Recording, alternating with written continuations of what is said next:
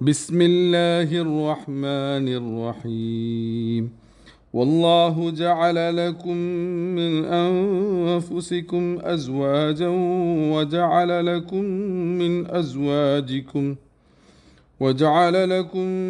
أزواجكم بنين وحفدة ورزقكم من الطيبات أفبالباطل يؤمنون وبنعمة الله هم يكفرون.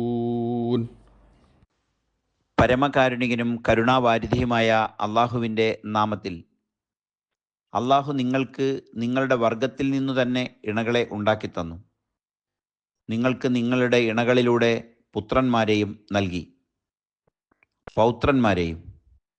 വിശിഷ്ട വസ്തുക്കൾ ആഹാരമായി തന്നു. എന്നിട്ടും ഇക്കൂട്ടർ അസത്യത്തിൽ വിശ്വസിക്കുകയാണോ?